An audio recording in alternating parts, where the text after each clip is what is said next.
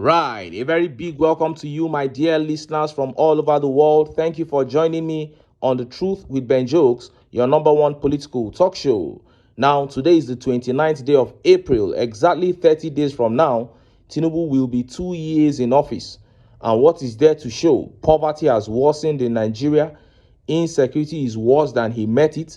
Unemployment figures scary. More children have dropped out of school in the last 23 months than ever in our country's history. The World Bank only 3 days ago predicted that poverty in Nigeria will increase between now and 2027.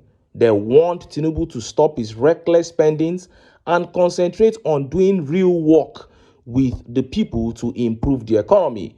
But you and I know that this government has nothing to offer, and you cannot give what you don't have. They haven't fully even realized that they have any duty to the people.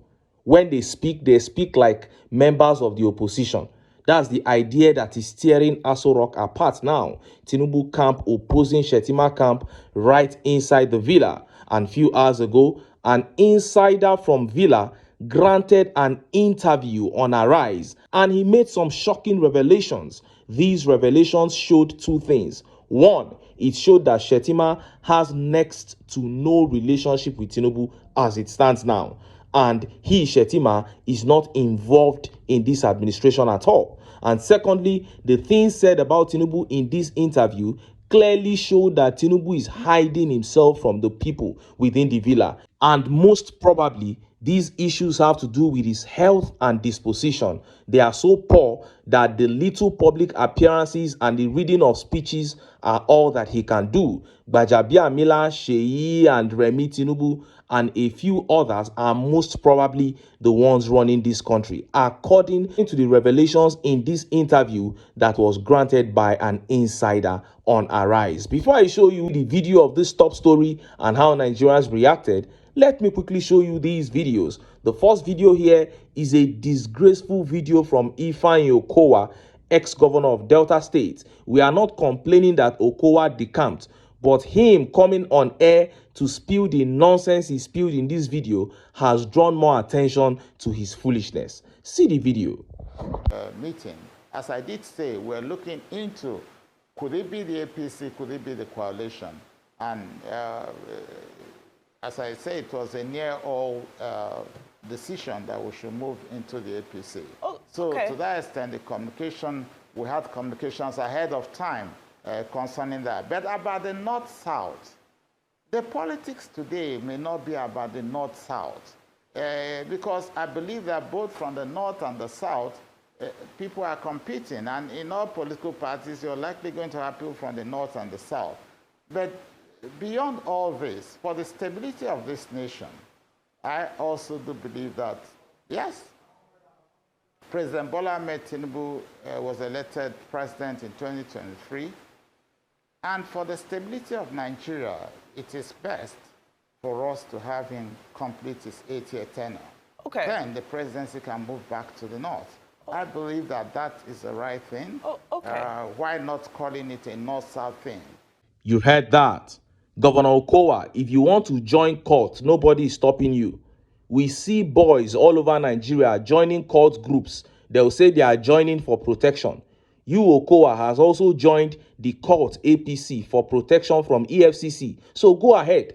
But to start saying that the right thing to do is to allow Tinubu to do 8 years because Buhari just had 8 years and the proper thing is to allow a southerner do 8 years. That is the highest level of stupidity.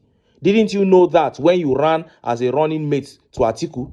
Why didn't you tell Atiku not to run since Buhari just had 8 years? What kind of hypocrisy is this? You have decamped so that your case with EFCC will be buried. No problem. But stop fooling yourselves making these kind of statements. And please, you don't need to steal Peter Obi's votes in 2027.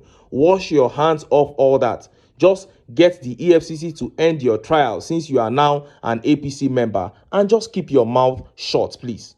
Anyone with a brain in Nigeria today knows that it is all man for himself, and the politicians are all moving to the APC. So it is the politicians versus Nigerians in 2027. So don't come and tell us anything about rationality. You are working for your own self, and it is okay. Let the people also stand for themselves. Let them go for the candidate who has the people at heart. Next video here is from the president of the Nigerian Association of Chambers of Commerce, Dr. Dele Oye. When you watch this video, you will see why we have said that World Bank's negative prediction about Nigeria come 2027 will come to pass. See the video. While we are moving very well, we've had a budget surplus of $6.8 billion. The poverty index has been growing. So which means the real people, the real Nigerians are not getting any benefit. And with the current projection, it's really alarming. And there's something in that report that said the government needs to urgently. It's not just a matter of this thing. What it means is, since they've been doing it alone by themselves, it did not work. They need to work with the private sector and stay as regulator, provide the enabling environment for businesses to thrive. If they do that, and they can sit back and collect their taxes from our profits. But what they've tried to do is to try to do it themselves. It's another situation in the hospital. No matter how good you are as a doctor, you must listen to the patient. We, the Nigerians, are the patients. And the private sector who has invested is saying, we are ready to partner with you. And that is the basis for the suggestions we've made. We made these 13 suggestions. One is the targeted economic stimulus. What we mean by that is we should look at it sector by sector, find out where we have challenges. Instead of sending money, 50,000 naira, the way they've been doing it to people which have not yielded anything, we can use our cooperatives, you can use our platforms and give us a target. Train 5 million Nigerians within this space and make sure you put them on stipends so that while they are training, we are skilling them up, then they will come out and better entrepreneurs instead of just sending money without any objective. And that is why you've seen from our recent, not too recent time, we heard that there are even corruption at the point where these monies are disbursed. So it's important that you find a way that is sustainable, that can create more entrepreneurs out of that. Then we also need to boost agriculture. The current effort where the government seems is competing with the private sector, going abroad to order for equipment and materials without input from the private sector. Take, for example, the recent decision to ask for them to provide incentives for people to import some agricultural products. They did not give those contracts or the licenses to people who already invested in that sector. And we had a lot of complaints and reports from our members that those importations would destroy their own efforts they've already made. If that kind of concession were given to them, the excess profit they probably would have made would have been applied for them to reinvest in that sector. And we also need to, the third one was to expand the microfinance access. What we have currently is, especially for our youth, there is no loan anywhere. And that's why we're having JACPA. Until you are able to have a targeted sector where you provide, I'm not saying government should rob it out to people by providing easy cash. If the government can reduce its deficit financing, reduce its borrowing, and even cap the borrowing for the public sector, the interbank rate will fall and the interest rate will fall. And the central bank supporting that, you will see that we have a different ecosystem where everyone can access loan. You heard him. Tinubu will never appoint this kind of man because he doesn't have suggestions on how to steal. He's only bringing brilliant suggestions on how to improve the economy, so they won't appoint his kind. He said there was an initiative targeted towards improving agriculture in Nigeria. That is an incentive for importation of agricultural products without tax. Just to boost agriculture in Nigeria. But instead of allowing the real investors in the agri sector to get the licenses, the Tinubu regime gave the licenses out to their friends, thereby rubbishing the efforts of the private investors in that sector. And he also spoke about the high interest rates, which is caused partly by the numerous loans that this administration is taking. And the high interest rate has made it impossible for existing entrepreneurs in Nigeria to take loans to improve their businesses and for new entrepreneurs to emerge. And when you kill SMEs, you are killing the country. But these ones don't know anything about governance. They are not even interested in knowing. And just as Nigerians were yet reacting to that interview that exposed a lot on what is happening within the villa began circulating. Clearly, from this interview, Shettima has been completely sidelined in this government. But not just that, this interview shows that Tinubu is running away from interactions within Aso Rock. The man is hiding from the people that he appointed with his own hands. And it seems like the likes of Gbajabiamila, Remi Tinubu and Sheyi Tinubu and a few others are the ones ruling this country. Watch this interview by Hakim Baba Ahmed sharing his experience as a political advisor to Tinubu. See the video. Well, it would have been easier if it was just about me. Am I busy? Am I lazy? Am I just going there to the villa to feel good? I have a nice title. I'm an advisor to the president. If it was all about me, quite possibly I would have stayed longer.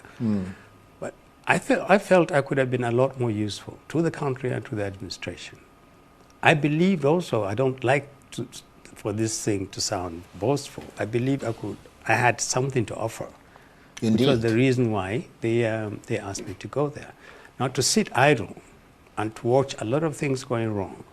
And you don't have an opportunity to fix them. You don't have an opportunity to engage the president who has all the powers to be engaged.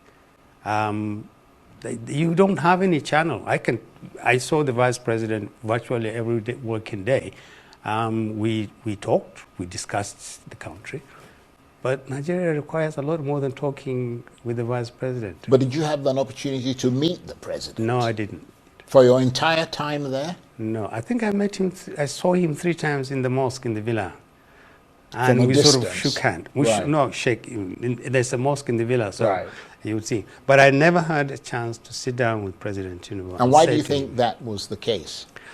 I honestly don't know. I think I think part of the problem is that you never really had time for people like us. People like said, you? I mean, you were a special advisor. Yeah. I'm not sure he had time for a lot of the people working for him. You quoted a part of the letter that I wrote to him. I used the language very carefully. Said it was insular, isolated. That's not the words you use casually. The president really is genuinely isolated. Whether it's by choice or by circumstances we don't understand, the bottom line is he ought to be available to a lot more of the people that he has trusted, either to run ministries or departments or to advise him. And he isn't. And that's a problem for the country, not so much for him. But it's a lot, because the president of Nigeria is a hugely powerful person. You saw that. Now, how do you employ or appoint people, then you start hiding yourself away from them? Just how? You appointed a man as your political advisor, and he is telling us here that he never sat down with you to have a meeting. You never sat down on the table with him, including the day he resumed office. You didn't even come to say, okay, welcome. He said he only saw him 3 times at the mosque and shook hands with him. Let's be honest with ourselves. Is that normal? There's something fishy here. Because if you are saying, okay, you don't want northerners to take control of your government, it's a case of just coming out, you have meetings with them, and when you go back, you do whatever you want to do. But this act of completely hiding himself away from them, they can't even access him to see his face, except he comes out, in public fora and all that. There's something fishy here. And he said he met Shettima almost every working day. He said they would discuss the problems of Nigeria, but all they could do was discuss. Shettima couldn't make any move to even tender those discussions before Tinubu to look for solution. Now, I am not saying that Shettima means well. I am only pointing out how helpless and stranded he is in this administration. And Hakim Baba Ahmed said it was very painful to see firsthand everything going wrong, and there was nothing he could do about it. That was why he resigned. The very big question here now is, why is Tinubu hiding from everyone? If you ask me, I will say it has a lot to do with his health and disposition. Something is not right, and they don't want to trust everyone in his cabinet with that information. That is why the man is hiding. The little public appearances we see him make are the best he can do. And of course, the interview of Ali Ndume, where he said Lagos boys are taking over governance, is beginning to make perfect sense now. And sometimes I just wonder what is wrong with these politicians. What is wrong with men like Tinubu? After doing so much in life, if you have now come to a point where you are in such a bad physical and mental state where you have to be hiding away from people, then why struggle to occupy a position where you take decisions that will affect over hundreds of millions of people? It doesn't make sense at all. This is the height of wickedness. Now look at where you have left Nigeria. Everybody's just confused. Families are crumbling because of the poverty in the land. Educational system is down. The health sector is down. Everywhere is just down. Youths are running out of Nigeria. Confusion everywhere because the man at the helm of affairs does not even know his left from right again. And live there, Greek comot. Who put Nigeria in this kind of mess? Well, the people have seen it and they are the ones to take the decision. And Akim Baba Ahmed, you are a northern elder. I'm sure that you are taking this message to everybody. Let them know what is happening. This is beyond tribe and religion now. This is the soul of a country going down. Nigerians must be able to put those sentiments aside to rescue this country. I am glad that Akim Baba Ahmed actually took that appointment, because when he took that appointment, some of us were disappointed, even though we didn't talk about it. Many Nigerians came out to bash him, to say, oh, being an elder brother of Yusuf Dati, he was not supposed to, show any form of loyalty to Tinubu. But now it has turned out to be a blessing that he has seen firsthand the problem of this administration. And as a spokesman, as one of the spokesmen of the Northern Elders Forum, he should be able to convince them that this is not right at all. This is borderline betrayal of your country to support a man like this. I hope that Nigerians can learn from all these things that we are putting out there, cast their sentiments aside and unite to take their country back. But until then, make I still enter town, make I go get some ogbonge political news wey una go like. Why? Because of una, na I dey here. So don't go away. Don't go away.